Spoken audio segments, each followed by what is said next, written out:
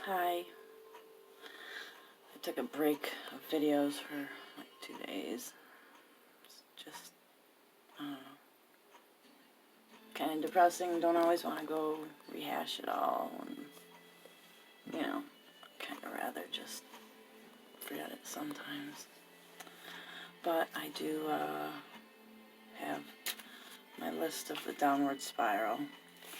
4 full pages of craziness, and I there's stuff left out. But that's pretty much where I'm at. So I'm gonna start that today. And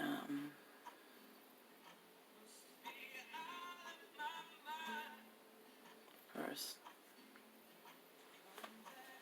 Dave's just been full of hurtful, hateful things the last few days too. Still, it's just non-stop.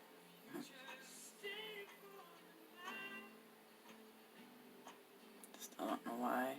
Can't understand it. But whatever. That is what it is. So,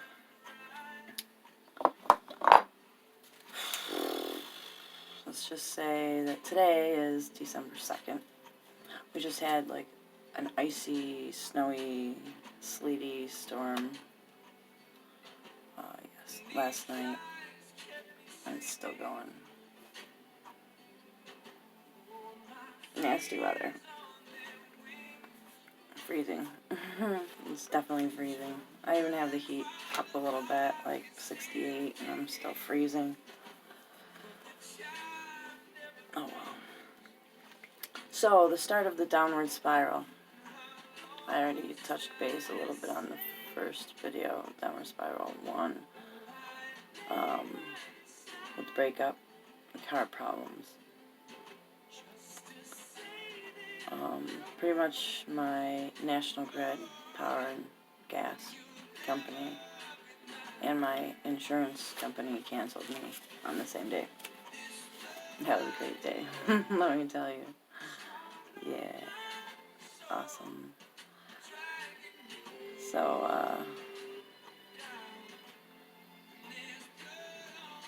very last days of May is when the car and the breakup stuff happened. Crazy.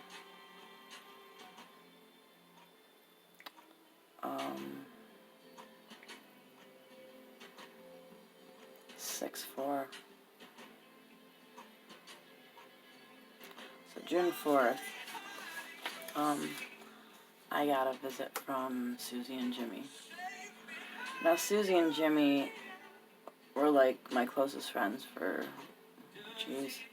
probably from November till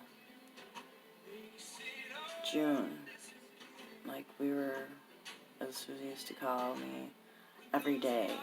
We were everyday best friends, you know, even though Susie and Jimmy are absolutely insane. They really are fucking crazy-ass people.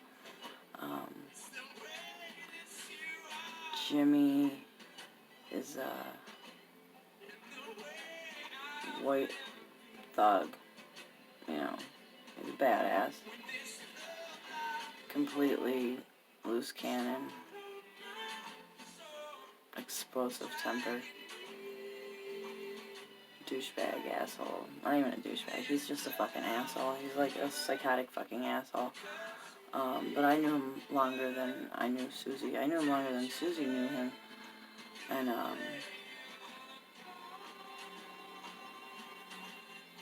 yeah, I've seen him do some crazy shit in the past. I've had him pretty much attack me verbally, like, horribly. I remember one day I saw him and, he had cuts all over him. And, like, what the fuck happened to you? And where were you the last couple days? And pretty much he told me that he, got into a fight with his girlfriend, and, she went after him with a knife, and, she pretty much sliced him up, blew his tires out with a knife and pretty much slashed him up pretty good. He had a lot of cuts all over him, and apparently he beat the shit out of her. And then, oh, and I think it was her nose that was broken. Yeah, her nose. And then 3 days later, his baby's mother, his daughter's mother, apparently sold all the toys and everything that he bought his daughter for meth. And so he beat the shit out of her, broke her nose, her jaw, I think shattered probably her eye socket or something like that, and he did a couple days in jail. Got a felony assault in the second. Complete insanity. So, needless to say, Susie and Jimmy, I mean, if anyone knows who they are, they're drug dealers. And, they were here in Syracuse, obviously. This is where I met them, and we hung out at, she was renting a room from this guy, Danny, that I've known since I was little. He's my uncle's friend. So, the day that they came here, they pretty much told me that they had $175,000 worth of drugs on them. And, so it was nice seeing you guys. Drive safe. You know, be sure to visit again next time. But bye-bye. You can go. Yeah. It's insane. They moved from Syracuse to Plattsburgh and started selling heroin and crack. And they were making more than any kind of money I've ever heard about my friends having, anyone I know. If they had that much in drugs, you know, they had to at least have double that in cash and profit, and then they were buying motorcycles, dirt bikes, freaking four-wheelers, like, all this crazy stuff. Moved out to, like, a small town out there, and they had employees that were selling for them, too, apparently. Which Susie and them apparently referred to them as having their day job. That was their day job. You know, I don't know what they were doing at night. I don't know, it was freaking weird, but, you know, they had employees. This guy named Plank Road, who I met once, and I guess a girl named Jennifer. I only know so much because of the newspaper articles. I haven't tried to contact Susie or Jimmy in jail, because I just don't want anything to do with that. But, yeah, it's like $40,000 in cocaine, and the rest was all heroin. The big seller. Kept telling her to fucking stop and come back home. Like, you need to just get out of that. But I loved Susie, but I hated Susie. Like, we got in a lot of arguments, and she had some issues. Like, she's a thumbsucker, you know. There's got to be something deep-rooted there. Her father did kill himself, so I'm sure that she has the daddy guy issues, and it's just weird. And I don't know, but I felt kind of like motherly to her, but also a friend. And what do you even do? I tried to be there for her. I tried to help her. She'd call me at 2, 3, 4 in the morning and tell me that she was feeling like suicidal. Her head wasn't in a good place. And I would go right over there. I would bring I'd be wearing my pajamas. I'd have my blanket, my pillow, and, I'd bring some snacks or something. And, I'd go lay on the bed with her, and we'd talk and go to sleep. We had a lot of early morning, like, late evening, early morning, midday, mid-afternoon, midnight, little naps together. That was kind of nice anyways, because I really didn't like being alone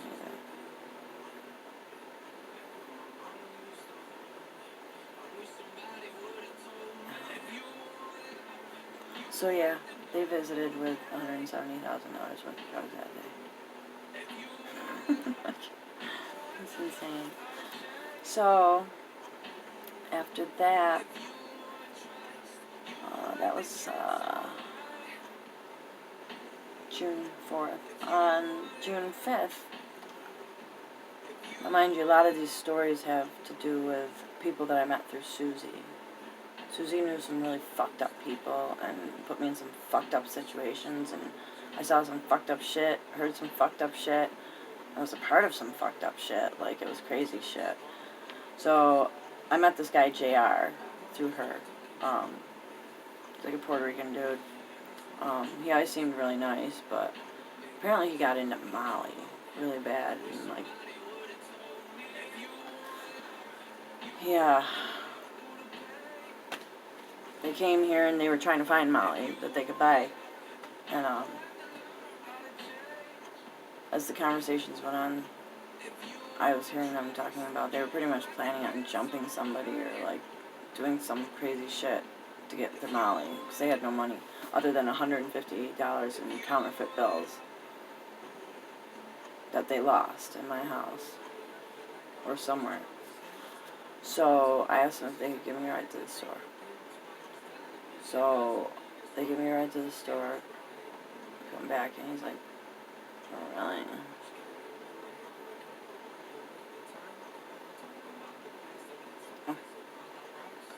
So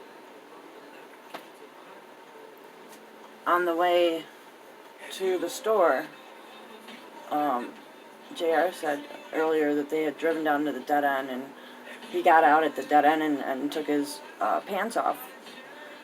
He had shorts on underneath, and he couldn't find his $150 counterfeit bills. So he's like, well, let's go down there and see if they're down there, and maybe I dropped them. I'm sitting in the back of this little tiny pickup truck, like I don't even know if it was a back seat like type of truck. I don't even know what I was sitting on. And as we're getting ready to pull off, they see the two little girls from down the road, and they ask them, hey, did you see, I think it was $120. Did you see $120 on the ground anywhere? And they like, no, and they walk away. So we go to the store, and we come back, and just as we're pulling in the driveway, now mind you, there's only one way here, one way, you know what I mean? There's no other. There's one road that leads to my road. I don't even know where this cop freaking came from, but flies in behind us. And pretty much the neighbors down the road, the girls told the parents that they asked them for $20. And that somebody was in the back seat of the truck with a mask on. That was me. I didn't have a mask on, obviously. And yeah, I was like, what?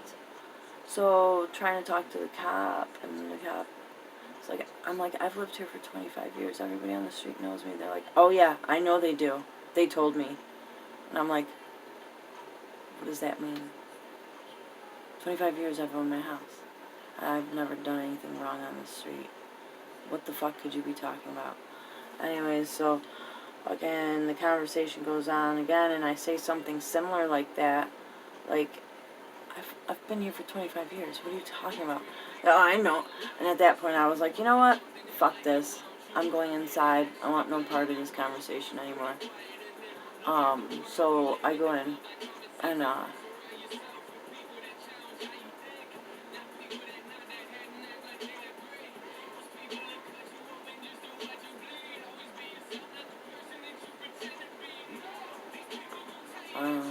it's just like crazy. So anyway, so even apparently JR said to the cop, he's like, what are you doing? Why are you bothering her like that? Like, yeah, I'll bet she's never even been arrested in her life. And he's like, oh, I'll bet you she probably has. I haven't. Not until, well, that's later in the story. But I'd never been arrested before. I mean, like, what are you talking about, you douchebag? I'm like a good, normal person, whatever. People don't think I am. I don't know why, but whatever. I am. So,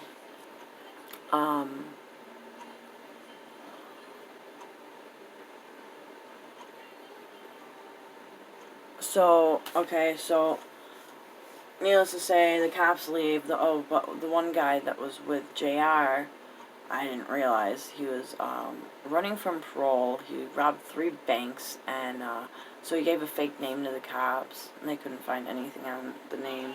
He's from Ohio. That's probably, you know.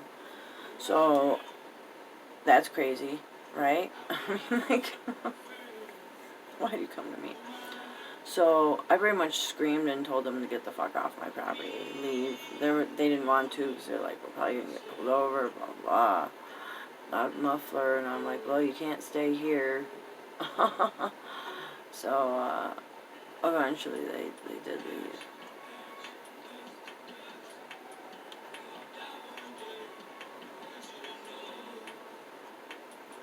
Life is crazy. So let's see what happened after that. Oh yeah, that was crazy too. So then I had, there was this kid, Matt. He was like, I don't know, 27 years old or something like that. And Susie had asked me, can he stay with you for a little bit? He has nowhere to stay, literally. Like, nowhere.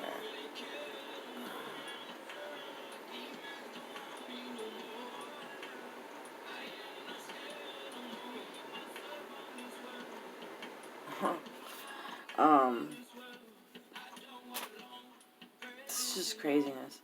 So, in the morning, early morning, like 6 o'clock in the morning or whatever, Matt and Megan's his little girlfriend, sidekick, show up at my house knocking, and they come in, hang out for a little bit, and ask for a 3-way. So, what? You guys are like in your 20s. Besides, I've never had anything like that. I'm definitely not having it with you guys. But how the fuck can you just come here and ask me something like that? Do I seem like that type of person? Are you fucking nuts? No, not gonna happen. It's fucking crazy shit. So,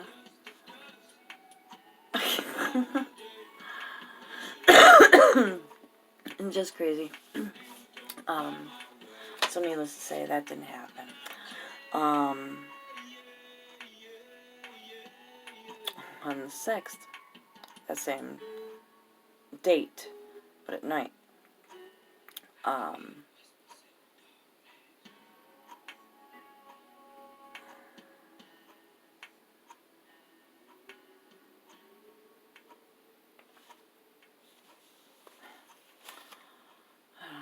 tired. But anyways, so that night, Megan calls me, like frantic, like upset, pissed. Oh, I got my nose hurts. Saying that Matt supposedly, like, got jumped and all of his money was taken, which was her money, and everything else.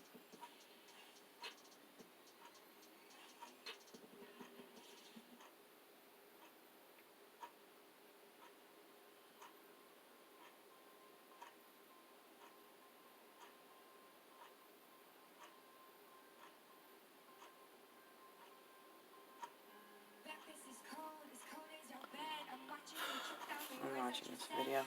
Sorry. Yeah, so stole her money, whatever.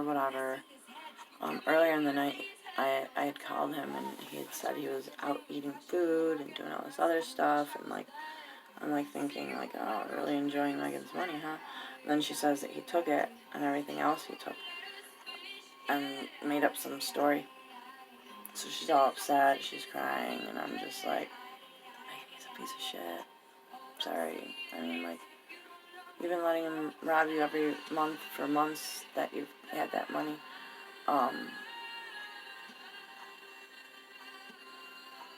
Do something about it. Like, I don't understand. But, yeah. So I talked some shit about Matt, which is all true. I mean, it's not like I'm talking shit. He's a piece of shit. So it's like, he's robbed everybody. He's taken so much shit from my house. It's unbelievable. I can't even tell you, like, so much shit. And, he just doesn't even give a fuck.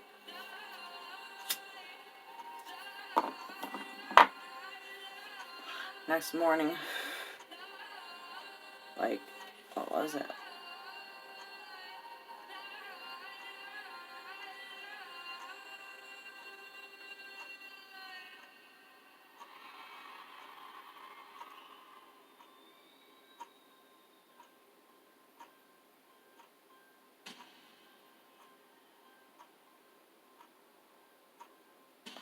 So the next morning,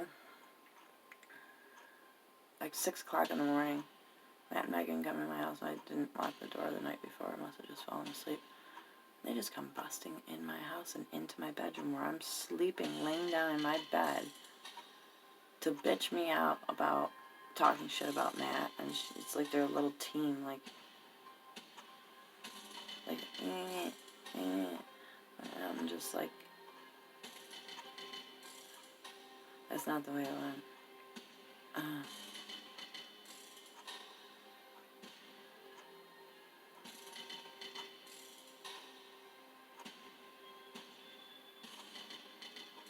don't understand. So she says, it's my best friend. How dare you? You're really fucking stupid, aren't you, you dumb bitch?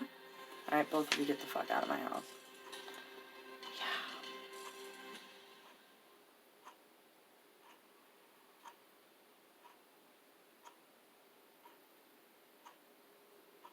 Mornings were made for better things than rheumatoid arthritis or psoriatic arthritis. When considering another treatment, ask about Xeljanz XR, a once-daily pill for adults with moderate to severe rheumatoid arthritis or active psoriatic arthritis, for whom methotrexate did not work well. Doing it again. Falling asleep. Why can't I just stay awake? Maybe I should get that energy drink. I think I'm gonna. I'll be back. I'm tired, but I'm not tired, but I'm nodding out, and I don't want to fall asleep. I don't want to sleep anymore. I'm sick of sleeping. But this is 22 minutes already. So, I'll be right back. Stay tuned.